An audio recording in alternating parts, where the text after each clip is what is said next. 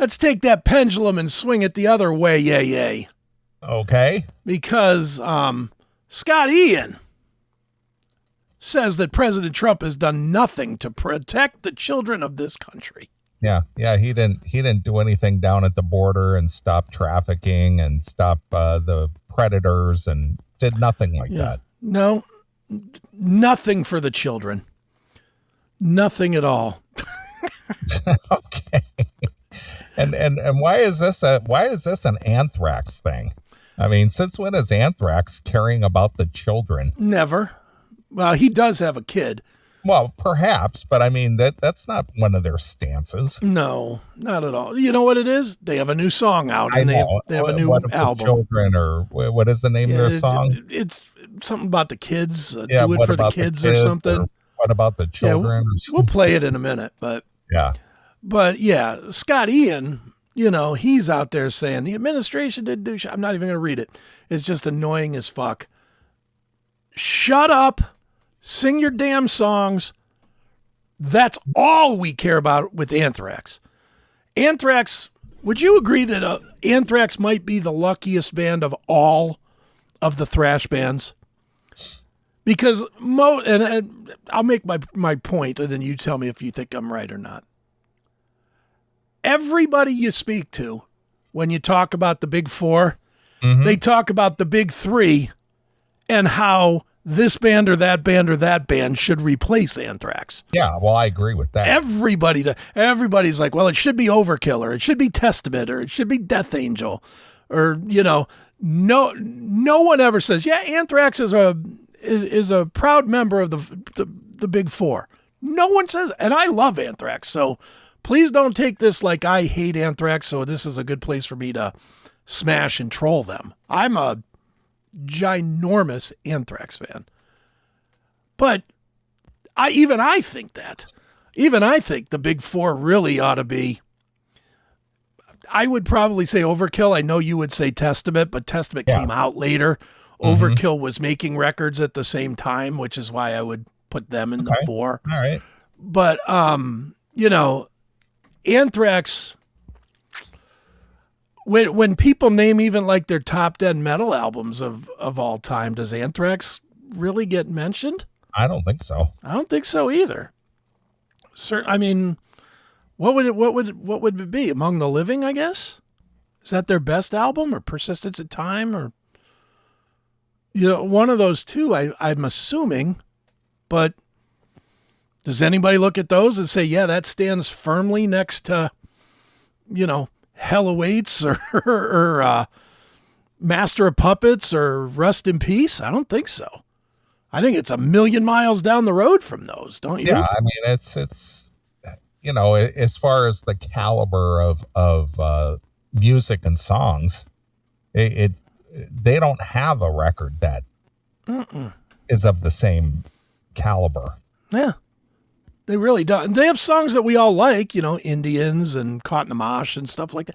I mean, they definitely room for one more. I mean, they have songs that everybody likes, but to be considered one of the four best of a genre, I don't think so. And that's before I read this nonsense. I don't know. I love them, but come on. I'd much rather hear Practice What You Preach or Low or Necroshine, or I could name a bunch of these bands, or anything from Exodus. There's a lot of stuff I would put above Anthrax. Right. But anyway, Ian swinging it the other way with this administration's not doing shit. So since when did he become an advocate? It's a perfect way to start day one of your fucking album promotion, isn't it? Day one. Let me fucking cut the audience in half on the first day of promotion. Yeah. Let me do that right now. Fucking single came out on Friday. This comes out on Friday. Right. Jesus. Yeah. And that's such a stupid thing to say. It is.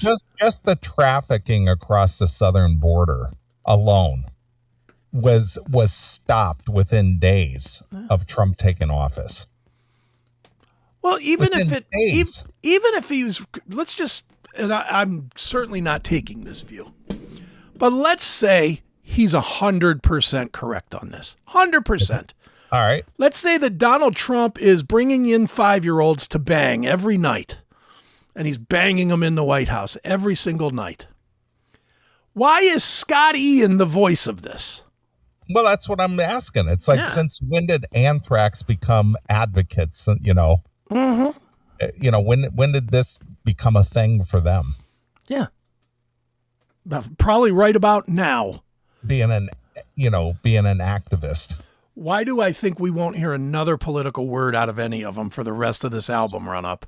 But it's for the kids. It's for the kids. Yeah. When I heard that new song today, I was just like, this isn't what I want from Anthrax. You don't like the song? I don't like what do you want to call activist sounding songs. Okay. That's all. It just sounds weird. It's for the kids. Well, I hate the title. I'm going to be honest. I didn't dig into what they're singing about, but I like the song. The music is good. What is he singing? Is he singing about not saving kids? Is that what this song is about? Yeah, it's for the kids. It's like, it's to paraphrase, it's almost the children are our future. Ugh, stop that type of a thing. Yeah, stop it. No one gives a shit. Your future is a box buried in the backyard somewhere. Same as mine. It's just like, this isn't what I want from my metal band, being, activists or having this cause. Right. And it's so weird that these, guys in their late 50s, early 60s are singing the songs. Right. Now, a song like this anyway. It is kind of dumb, but it's weird. And now I'll give it to Joey Belladonna for bringing it vocally in this song, right. And the band for, being aggressive and all, but whatever.